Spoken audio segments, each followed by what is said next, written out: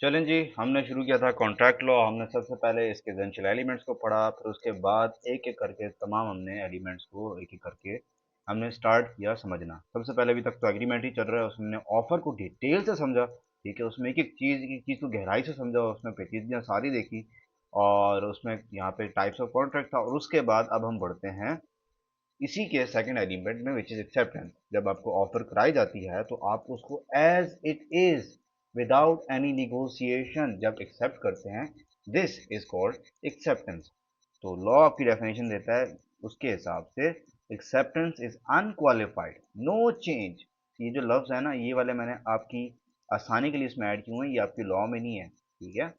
तो unqualified, no change and unconditional, no what if कि यार अगर आप ऐसा कर दो तो वैसा कर दो, तो फिर निगोशिएशन अगर इन्वॉल्व हो गई फिर तो वो तो क्रॉस रेफर हो गया, क्रॉस ऑफर हो गया, ठीक है? तो इसीलिए एक्सेप्टेंस होता है अनक्वालिफाइड एक अनकंडीशनल एक्सेप्टेंस एसेंट, यानी कि मतलब कबूलियत करना, किसी चीज़ को एक्सेप्ट करना है, ठीक है? This is called assent to all the terms of offer. उसमें कोई भी अगर फॉर एग्जांपल 100 बातें भी है तो 100 की 100 बातें ऑफर की कबूल कर लेना इज एन एक्सेप्टेंस। डन हो गया। फिर वही बात, it can be oral, written और बाय कंडक्ट। चलती बस पर बैठ गया हूँ तो मतलब ये है कि मैंने आपकी जो ऑफर है कि आप मुझे अगले स्टॉप पे छोड़ देंगे, वो मैंने बाय कंडक्ट एक्सेप्ट कर लिया, ठीक है?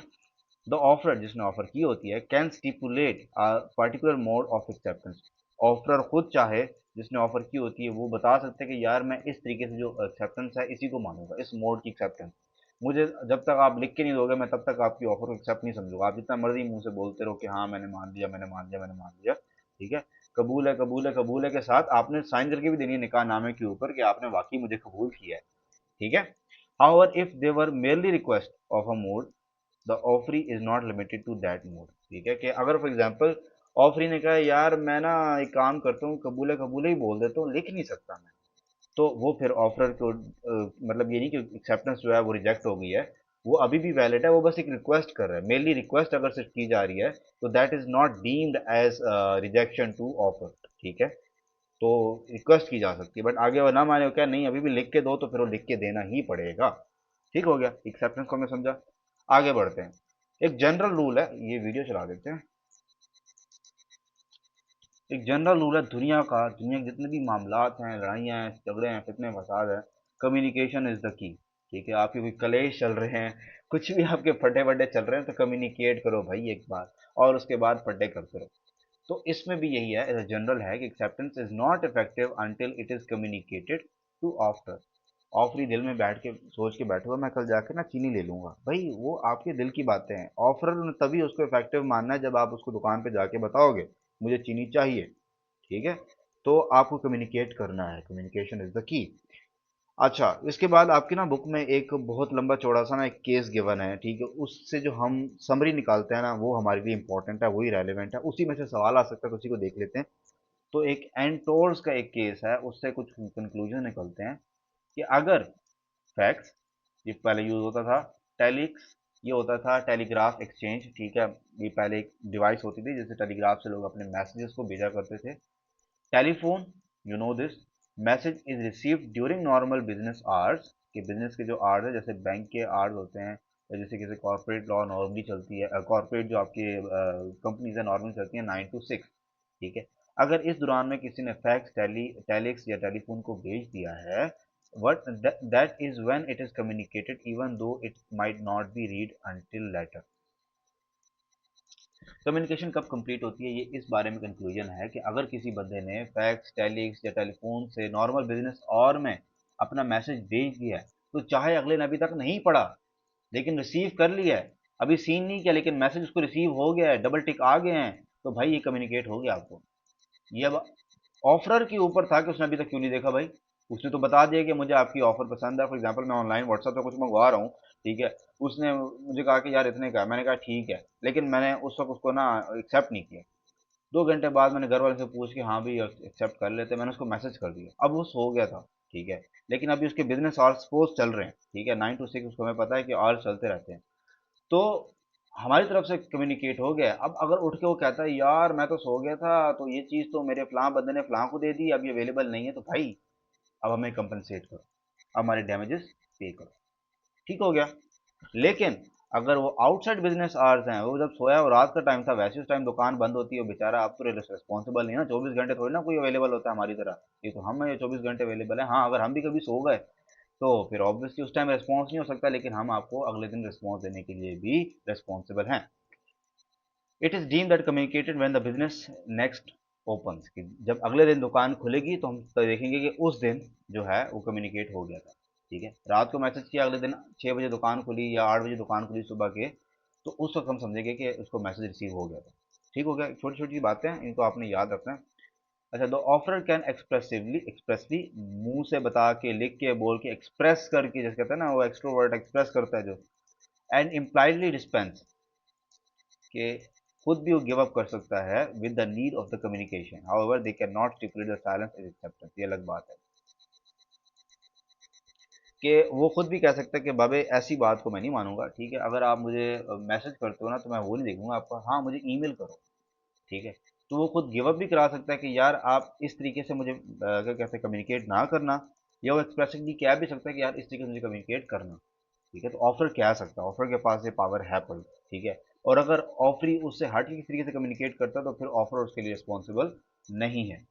ठीक है, how over they can not stipulate the silence acceptance, how over के अगर फॉर एग्जाम्पल कोई, मैंने किसी को ऑफर कराई है और मैं इस उम्मीद में बैठा हूँ कि उसकी जो खामोशी है, ठीक है, वो क्या कहते हैं कि एक्सेप्टेंस है, तो ऐसा नहीं होता भाई। ठीक है, जब तक वो एक्सप्रेस नहीं करता, कम्युनिकेट नहीं करता, बात फिर घूम के जाती है, कम्युनिकेट नहीं करता, तो तब तक मैं समझूंगा कि भाई एक्सेप्ट नहीं हुई बात, अभी तक क्लैश खत्म नहीं हुआ हमारा। ठीक है, तो ये वाला सीन है, इसको आपने ऐसे ही समझ के चलना है। आगे बढ़ते हैं। अच्छा, कम्युनिकेशन, इसको तो रोक दे भाई, अब ये इरिटेट कर रहा है। एक पोस्टल रूल था ये, जब पहले, क्या आपको पता है कि खत वगैरह जाते थे डाक खाने के थ्रू, तो एक पोस्टल रूल था, तो अभी तक वो लॉ का हमारा पार्ट है, उसको हम मेल की नज़र से भी देखते हैं, लेकिन मेल ये है कि वो इंस्टेंट हो जाती है। लेकिन पोस्टल एक जो खत है वो कई दिनों का मुहित एक क्या कहते हैं, एक सफ़र होता था, जिसके बाद खत अगले को रिसीव होता था, अगला मौसूल करता था।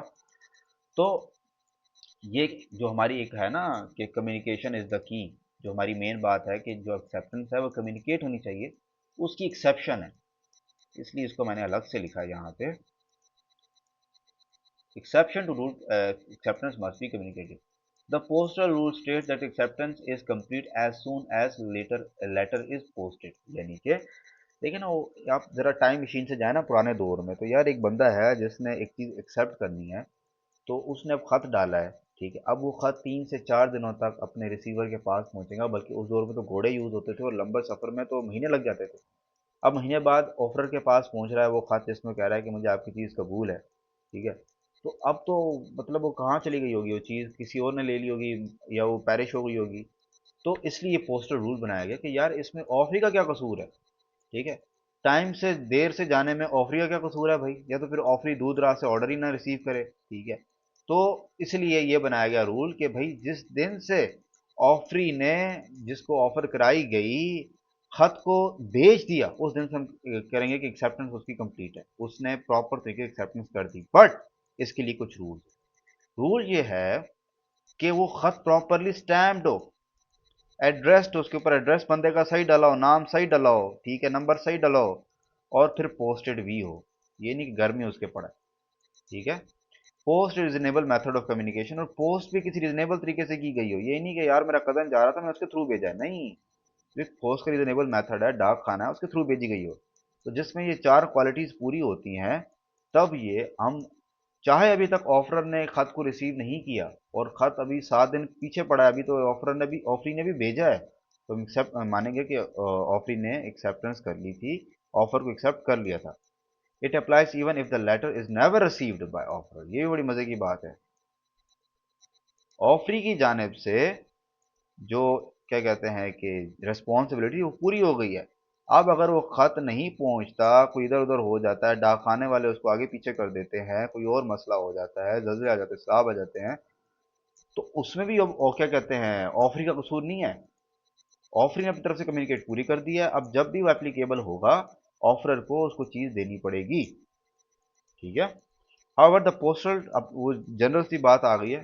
ठीक है, अब थोड़ा बहुत तो लॉ ने ऑफर को भी तो सिक्योर करना था, ऐसा तो ऑफर ने एक फॉर एग्जांपल कम्युनिकेट कर दिया, अखबार में डाल दिया कि मैं फॉर एग्जांपल एक्स वाई जी जूते बेचना चाह रहा हूँ, बड़े कोई मुल्क है, बरतानिया के स्पेशल जूते हैं, और दूर मैनचेस्टर से दूर बैठे किसी पाकिस्तान के एक बंदे ने कहा है कि मैं ये लेना चाह रहा हूँ, और वो पाकिस्तान से खत आ रहा है 7 दिनों में, वो बैठा है बेचारा, ठीक है, उसको पता भी नहीं खत किसी ने भेजा भी है कि नहीं भेजा, और 2 दिन बाद एक जॉर्डन नाम का बंदा उसकी दुकान पे आता है, कहता है जूते मुझे दे दे। अब वो बैठा ना, मैं आपको नहीं दे सकता यार, क्या पता किसी ने कोई खत भेज दिया हो, क्या पता वो 7 दिन बाद 10 दिन बाद आ जाए, मुझे उसको जूते देने पड़ जाएं, जूते भी ऐसे हैं कि मैं उसको और भी अवेलेबल नहीं कर सकता, ये स्पेशल एडिशन है मलका बरतानिया का, मेरे पास और नहीं है यार, आप जाओ। ऐसे थोड़ी ना होगा यार, ऑफर भी तो बेचारा जो बिजनेस करने बैठा उसको भी थोड़ा बहुत सिक्योर करना था। तो लॉ ने एक छोटी सी मतलब एक क्या कहते हैं उसके लिए भी थोड़ी सी उसमें एक मार्जिन रख दिया, the postal rule does not apply, वहां पे अप्लाई नहीं होगा, not apply if the offer states that this they must actually receive the acceptance। अगर ऑफर क्या दे, मैं तो सिर्फ उसी ऑफर को एक्सेप्टेंस को मानूंगा जो मुझे रिसीव हो जाएगी। अब आप चाहे 10 दिन पहले भेजो, 20 दिन पहले भेजो, साल पहले, 10 साल बाद पहले भेजो, मैं तो एक्सेप्टेंस उस दिन मानूंगा जब मुझे रिसीव होगी। तो चाहे कोई अगले दिन दुकान पे आके मुझसे कोई जूते ले लेता है, मैं तो उसकी एक्सेप्टेंस रिसीव कर लूंगा, ठीक है। और चाहे अगर मुझे 10 दिन तक कोई नहीं आता और पाकिस्तान वाला खत 10 दिन बाद आ जाता है, तो मैं उसको एक्सेप्ट मानूंगा, ठीक है। तो अगर तो ये एक ऑप्शन था ऑफर के पास, उसको पता है कि आसपास के लोगों ने लेना नहीं है, सपोज इस यूके की जो जूता है इसको रिप्लेस कर लो कि कायद आजम का जूता है, ठीक है, वैसे तो कायद आजम भी यूके में एक बहुत ही प्रोमिनेंट शख्सियत थे, बट सपोज ऐसा जूता है कि जिसको पता है कि उसके जो ग्राहक हैं वो यूके में तो उसको नहीं मिलने वाले, उसको तो मिलने हैं भाई क्या कहते हैं पाकिस्तान से या इंडिया से, ठीक है। तो उसने ये रूल रख लिया कि हाँ भाई जैसे ही मुझे खत रिसीव होगा तो मैं जो है उसी को एक्सेप्टेंस मानूंगा, तो फिर उसमें ये रख सकता है। तो ओवरऑल ये वाला एक पोस्टल रूल था जिसके अंदर हमने acceptance must be communicated exceptions को समझा है। That's it. नेक्स्ट।